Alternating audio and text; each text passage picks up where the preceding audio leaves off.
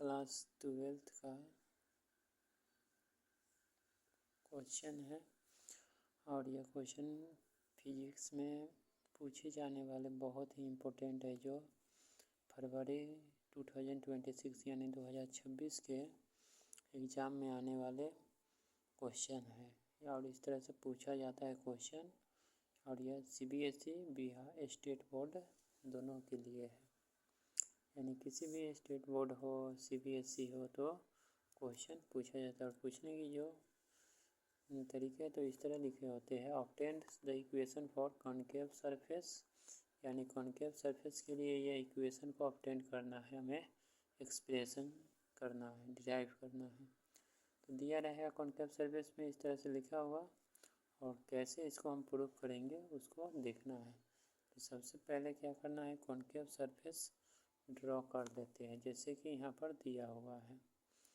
फिर concave surface draw करने के बाद हमें जानना है क्या उसका मिड पॉइंट क्या होता है। तो मिड पॉइंट जैसे पोल हो गया तो उसको P से डिनोट करते हैं, तो P से डिनोट कर दिए। उसके बाद जानना है C, यानी ये जो C दिया हुआ है यह सेंटर ऑफ कर्वेचर हो गया। इसके बाद है इमेज बनता है तो I से डिनोट करते हैं, और ये ऑब्जेक्ट है O से लेते हैं। तो ऑब्जेक्ट O से ले लिए, तो फिर इसमें हमें देखना है प्रिंसिपल एक्सिस क्या है। ठीक है, तो प्रिंसिपल एक्सिस यहाँ देख रहे हैं OPQ, ये नेमिंग दिए है। तो OPQ हो गया, वह प्रिंसिपल एक्सिस हो गया। और सेंटर ऑफ लाइन है, सेंटर ऑफ लाइन वह CSN से नाम दिया गया है। ठीक है, फिर उसके बाद है APB, यह कॉनकेव सरफेस का एक पार्ट हो गया APB। इसके बाद फिर हमें देखना है यहाँ पर एंगल जो बन रहा है उसका नाम। तो एंगल यहाँ देख रहे हैं OSC, वह एंगल ऑफ इंसिडेंस है। और μ2 है यह कॉनकेव सरफेस की, यानी ग्लास मान लिया तो ये ग्लास के अंदर का है जो μ2 से दिया, और यह μ1 है वह एयर में है। इसके बाद फिर हमें दिया हुआ है क्वेश्चन में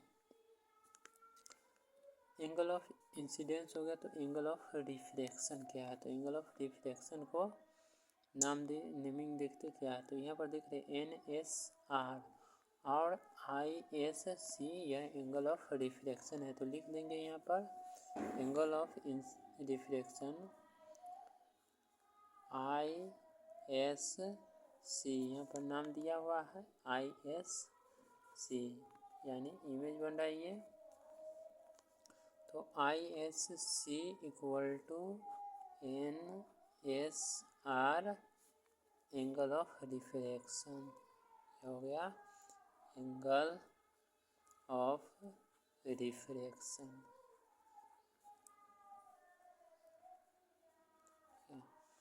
तो एंगल ऑफ रिफ्रैक्शन हो गया जिसको हम लोग R से डिनोट करते हैं, यानी angle ISC equal to R और angle NSR equal to R हो गया।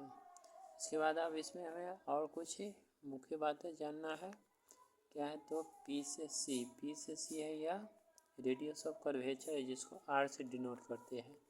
लिख देंगे PC equal to radius of curvature.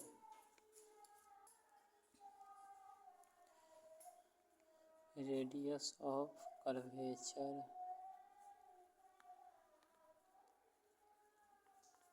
ठीक है। और कॉनकेव में जानते हैं, जैसे हम लोग पढ़ चुके हैं, कॉनकेव मिरर के लिए वह जो होते हैं ऑल मतलब फोकल लेंथ हो गया, object distance, image distance, radius of curvature सब माइनस में होते हैं। तो यहाँ भी यह रेडियस ऑफ कर्वेचर क्या हो जाएंगे, माइनस में, -R। तो PC equal to radius of curvature जिसको -R से डिनोट करते हैं। फिर हमें जानना है PI, तो PI इक्वल टू हो गया, PI equal to image distance लिख देंगे, PI equal to image distance. तो इमेज डिस्टेंस को -V से डिनोट करते। इसके बाद है PO equal to object distance.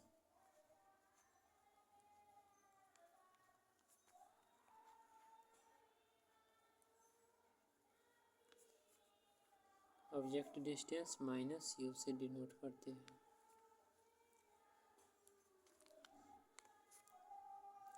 तो ये सब हो गया। इसके बाद है μ2 और μ1 रिफ्रैक्टिव इंडेक्स है एयर और ग्लास का।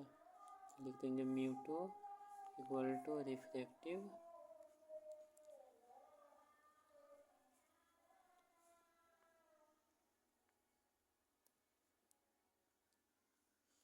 इंडेक्स ऑफ ग्लास और μ1 दे देंगे ना refractive index of air.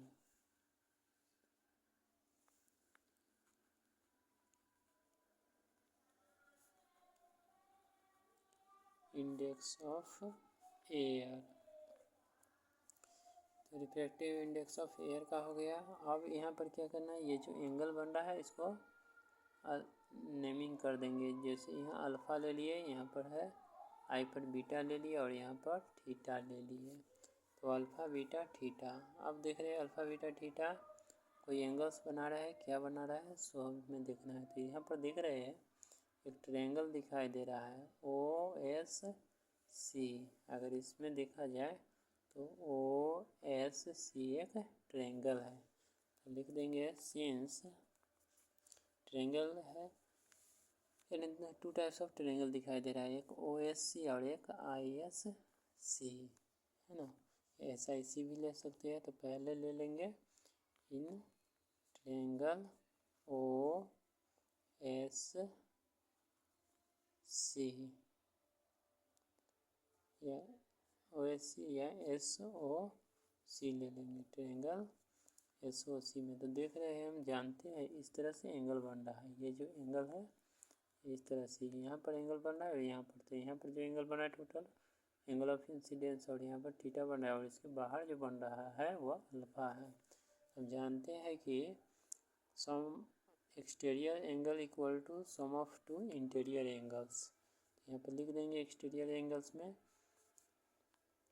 Alpha equal to I plus theta. तो यहाँ आई प्लस थीटा हो जाएंगे, है ना, अल्फ़ा इक्वल टू। तो सम जानते हैं sum of 2 interior angle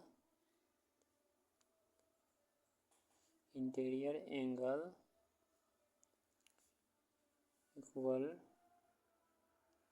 two exterior angle. नहीं, इस फिगर से देखेंगे, फिगर जो बनाए हैं इससे समझने के लिए एक्सटीरियर एंगल्स हो गया।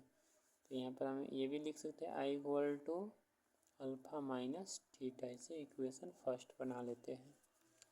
सेम इसी तरह आप देखते हैं इसमें SIC में SIC तो लिख देंगे इन ट्रायंगल SIC।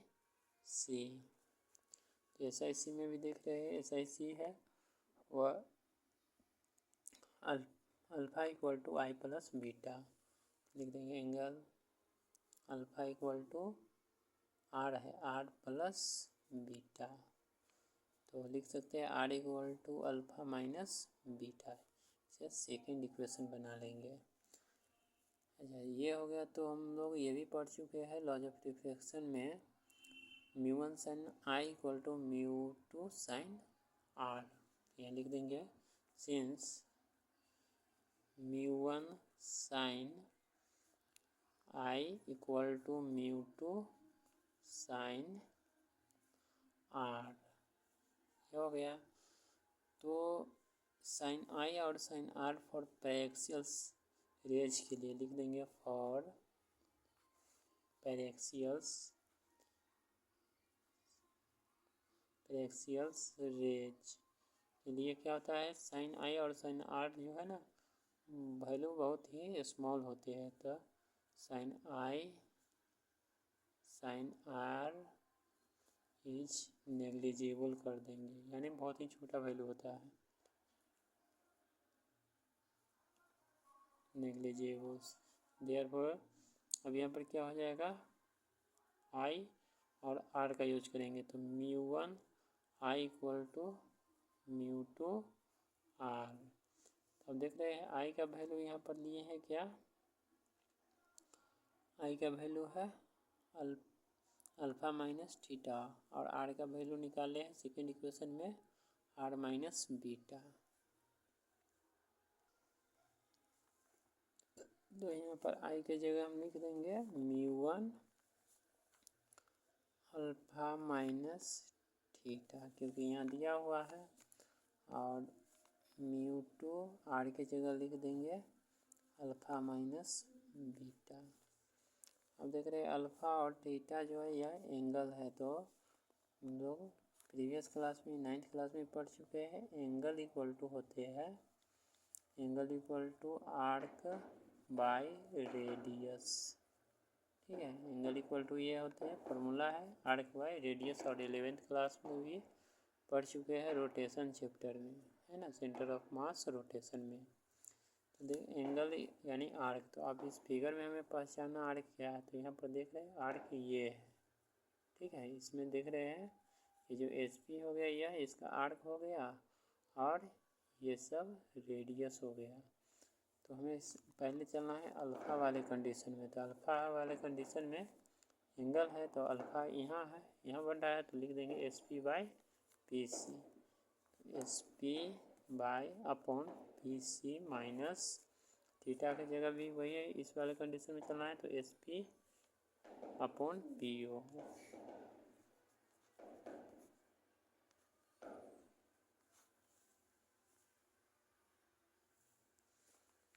इसी तरह है नेक्स्ट में alpha S P upon P C, और बीटा देखेंगे यहाँ पर है इस तरह एस पी अपॉन यानी आर्क बाय रेडियस तो P I.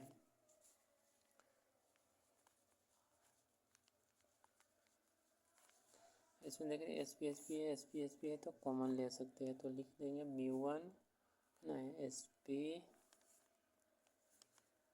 1 by P C minus 1 upon P O equal to μ2 into S P 1 upon P C minus 1 upon P I. S P common ले, S P से S P cancel हो गया, अब बच गया सिर्फ μ2, है ना, तो μ2 into 1 upon P C minus 1 upon P O equal to μ2 1 upon P C minus 1 upon P आई।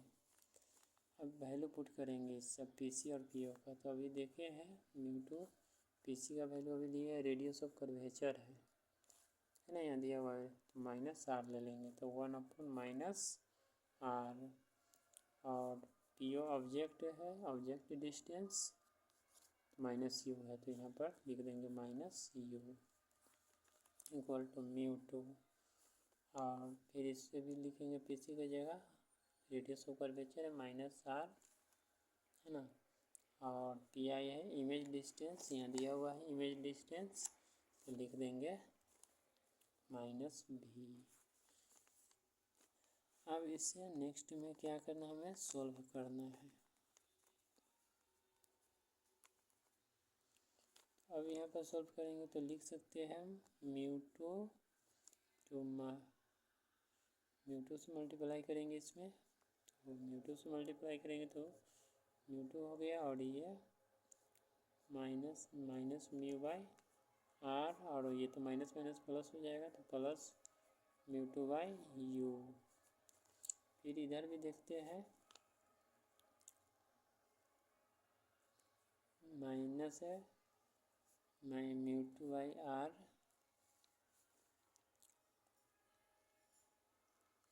ये तो μ1 है, μ1 नहीं यहाँ ले लेंगे μ1, है ना, μ1 है μ1, और ये μ2 हो गया, और ये माइनस माइनस प्लस, यहाँ भी हो जाएगा μ2 अपॉन भी। अब एक चीज़ क्या करना है, हमें अरेंज करना है रेडियस और कर्वेचर वाली, ये दोनों को एक साथ कर देंगे और ये दोनों एक साथ, तो लिख देंगे μ2 upon V minus μ1 upon U equal to, इसको भी अरेंज करेंगे, है ना। तो ये अरेंज करेंगे तो हमारा हो जाएगा μ2 by R minus μ1 by R. इसका इस कंडीशन का तो यही है, क्योंकि ये हमें प्रूव करना है, तो μ2 अपॉन भी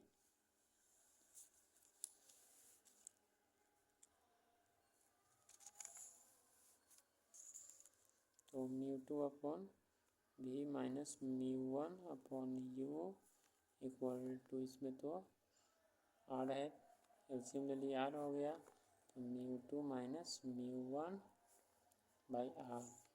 तो यही हमारा इक्वेशन ऑब्टेन करना था।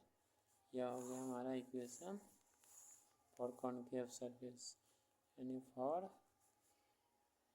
कॉनकेव सरफेस के लिए हो गया। यह बहुत ही इम्पोर्टेंट है। इसी तरह नेक्स्ट वीडियो में जानेंगे कन्वेक्स सरफेस के लिए जी। तो कन्वेक्स सरफेस में रियल यानी वर्चुअल भी बनता है इमेज और रियल भी बनता है, तो सबका सेपरेट जानेंगे। तो उम्मीद है ये क्वेश्चन अच्छी तरह समझ में आया हो, तो चैनल को सब्सक्राइब करें।